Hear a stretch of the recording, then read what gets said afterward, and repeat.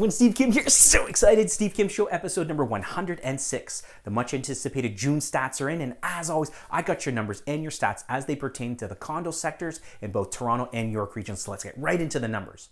So back in May of 2020, that average condo in Toronto was trading just over $674,000. Fast forward into June 2020, that average condo in Toronto was trading just over $672,000.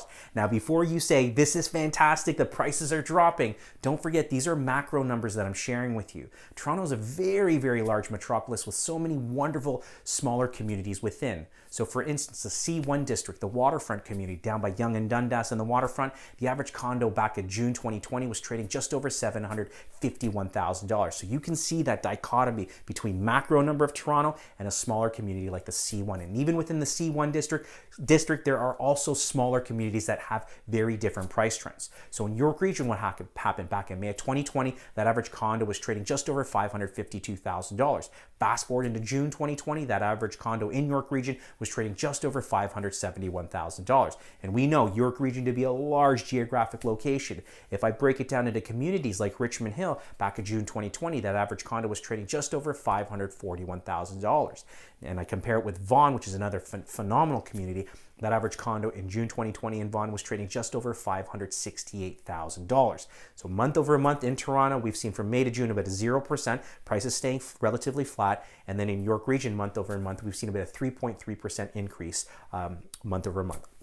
Now, months of inventory in Toronto back in May of 2020, we were hovering around 3 months of inventory. Fast forward into June, we see that months of inventory number dropped to 2.4. So we are starting to see more condos sell. However, that being said, we are just not seeing as much come onto the market as we did back in June 2019. Similar pattern in York region. In May 2020, we were hovering around 4.7 months of inventory. Fast forward into June, we're now down to about 3.2.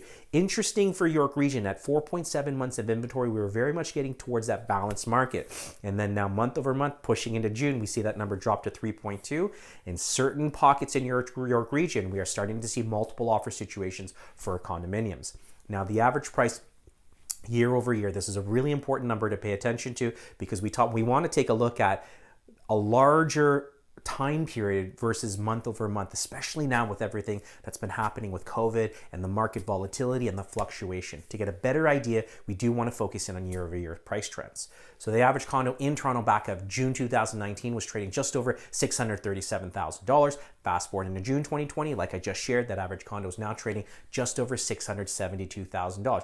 It's about a 5.6% increase year over year, which is a pretty healthy appreciation year over year.